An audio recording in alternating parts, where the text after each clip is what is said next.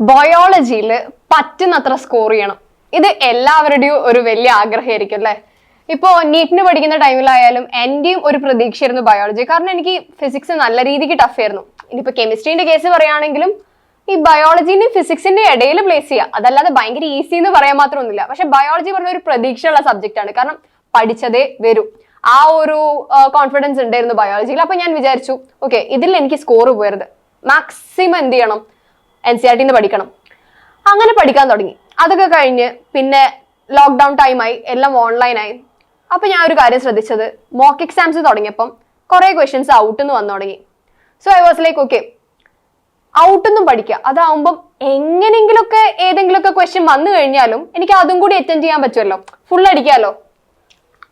അവിടെയായിരുന്നു എന്റെ അബദ്ധം. ഓക്കെ, ഒരു രീതിക്കും നിങ്ങൾ ബയോളജി പുറത്തുനിന്ന് പഠിക്കരുത്. നമ്മൾ വിചാരിക്കും കേട്ടോ, ഒരു ക്വസ്റ്റ്യൻ ഔട്ട്ന്ന് വരുന്നതാണ്, അതും കൂടി കിട്ടിക്കഴിഞ്ഞാൽ അടിപൊളിയല്ലേ എന്നുള്ളത്. പക്ഷെ ഈ ഒരു ക്വസ്റ്റ്യൻ കിട്ടാൻ വേണ്ടിയിട്ട് ഈ 90 ക്വസ്റ്റ്യനിൽ ബാക്കിയുള്ള 89 ക്വസ്റ്റ്യൻസും നമ്മൾ വിടുന്ന ഒരു അവസ്ഥയ്ക്ക് ഉണ്ടാവുക. ഈ 89 ക്വസ്റ്റ്യൻസ് വരുന്ന എവിടുന്നാണ്? NCERT.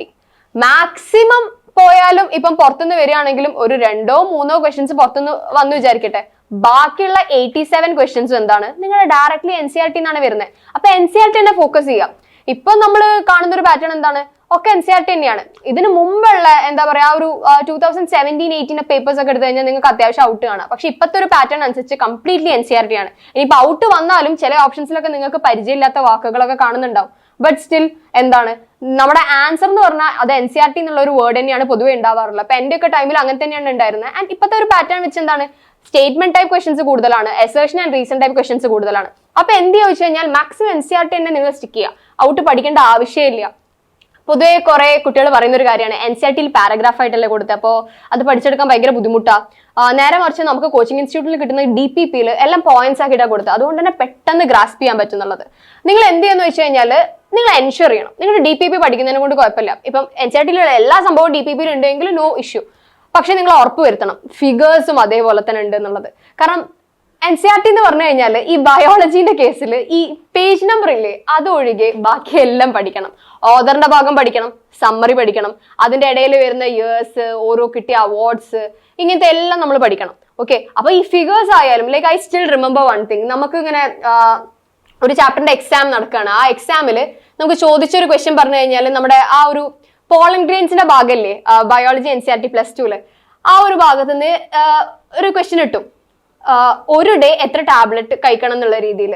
And we were like so confused. ഇവർ പറഞ്ഞത് ഫുൾ NCERT ഇടുന്നുള്ള രീതിയിലായിരുന്നു പറഞ്ഞത്. കാരണം ഔട്ട് വരാൻ തുടങ്ങിയപ്പോൾ നമ്മളിങ്ങനെ മാമിന്റെ അടുത്ത് പറഞ്ഞു, മാം NCERT ഇട്ടാ പോരെ ക്വസ്റ്റ്യൻസ്, കാരണം എന്താണ് ഇപ്പോഴത്തെ നീറ്റിന്റെ പാറ്റേൺ ഒക്കെ NCERT തന്നെയാണ്, അപ്പൊ ഇവിടുന്ന് എന്തിനാ ഔട്ട് ഇടുന്നത് പറഞ്ഞിട്ട് അപ്പൊ ഫുൾ NCERT ആക്കാം എന്നുള്ള രീതിയിലായി വീക്ക്ലി എക്സാംസ് ഒക്കെ.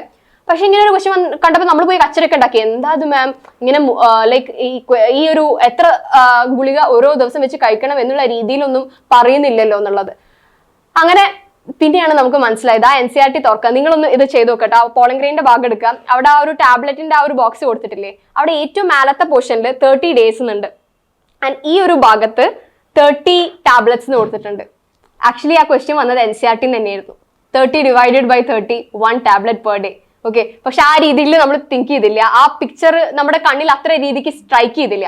അപ്പൊ ലൈക്ക് നിങ്ങൾ NCERT വായിക്കുമ്പോൾ തന്നെ നിങ്ങൾ ശ്രദ്ധിക്കേണ്ട ഒരു കാര്യം പറഞ്ഞാൽ, ഏതൊക്കെ പിക്ചേഴ്സ് ഉണ്ടോ ബയോളജിയിൽ അതൊക്കെ നിങ്ങൾ എന്ത് ചെയ്യണം, നല്ല രീതിക്ക് പഠിക്കണം. ഓക്കെ, ഡീറ്റെയിൽ ആയിട്ട് അതിൽ എഴുതിയ കാര്യങ്ങൾ, അതേപോലെ തന്നെ അതിൽ കൊടുത്തിരിക്കുന്ന കാര്യങ്ങൾ മൊത്തം എന്ത് ചെയ്യണം, നല്ല രീതിക്ക് പഠിക്കണം. അതിപ്പോ ഒരു ചാർട്ട് ആയാലോ അല്ലെങ്കിൽ ഒരു ഗ്രാഫ് ആയാലോ ബയോളജിയിലാണോ ഉള്ളത്, ബൈ ഹാർട്ട് ചെയ്ത് വെച്ചോ, അതെന്തായാലും വരും. ഓക്കെ, ആ രീതിയിൽ വേണം നിങ്ങൾ ബയോളജി അപ്രോച്ച് ചെയ്യാൻ വേണ്ടിയിട്ട് NCERT.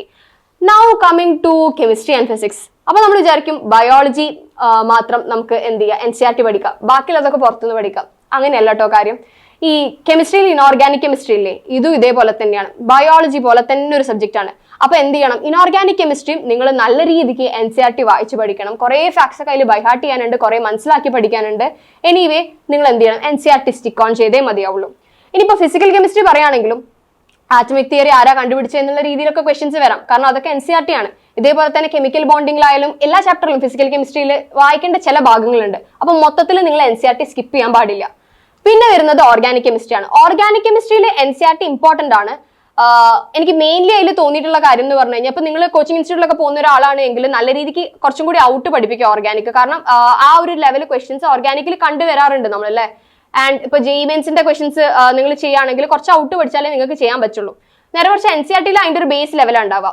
ഇപ്പൊ ഔട്ട് പഠിച്ചില്ലെങ്കിലും കുഴപ്പമില്ല, NCERT-ന്റെ ആ ബേസ് ലെവൽ നിങ്ങൾ എന്തായാലും അറിഞ്ഞിരിക്കണം. ഇത് കൂടാതെ ഓർഗാനിക്കിന്റെ കേസിൽ, ഈവൻ നോട്ട് ജസ്റ്റ് ഓർഗാനിക്, ഈ കെമിസ്ട്രീന്റെ ഒക്കെ കേസിൽ ഈ എക്സസൈസ്, ഇൻടെക്സ്റ്റ് ക്വസ്റ്റൻസ് ഭയങ്കര ഇമ്പോർട്ടന്റ് ആണ്. ഓക്കെ, അത് ഒരിക്കലും നിങ്ങൾ തള്ളിക്കളയരുത്. ഞാൻ തള്ളിക്കളഞ്ഞ ഒരു കാര്യമായിരുന്നു അത് എന്റെ ആ ഒരു +2 +1 കാലഘട്ടത്തിൽ. അത്ര കാര്യമായിട്ടൊന്നും അത് ചെയ്തില്ല. ചെയ്തിട്ടുണ്ടെങ്കിൽ ഒരു പ്രാവശ്യമൊക്കെ ചെയ്തു, പിന്നെ ഞാൻ അത് വീണ്ടും റിവൈസ് ചെയ്തൊക്കെ ഒന്നും ചെയ്തില്ല. നേരെ മറിച്ച് റിപ്പീറ്റ് ചെയ്യറിൽ ഇതിന്റെ ഒരു ഇമ്പോർട്ടൻസ് മനസ്സിലാവുന്നത്. ഇവിടെ എന്റെ ഫിസിക്സ് ഒക്കെ ഉണ്ടല്ലോ, ആ ഫിസിക്സ് ഒക്കെ ഒന്ന് റെഡിയായി വരാൻ വേണ്ടിയിട്ട് ഈ എക്സസൈസത്തെ ക്വസ്റ്റൻസ് ഒക്കെ ഒന്ന് റിപ്പീറ്റ്ലി ചെയ്തപ്പോൾ തന്നെ നല്ല രീതിക്ക് ഞാൻ ചേഞ്ച് കണ്ടിട്ടുണ്ടായിരുന്നു. ഓക്കെ, അപ്പൊ നിങ്ങൾ എന്ത് ചെയ്യണം എന്ന് വെച്ച് കഴിഞ്ഞാൽ NCERT-ന്റെ ആ ഇമ്പോർട്ടൻസ് നിങ്ങൾ റിയലൈസ് ചെയ്യണം.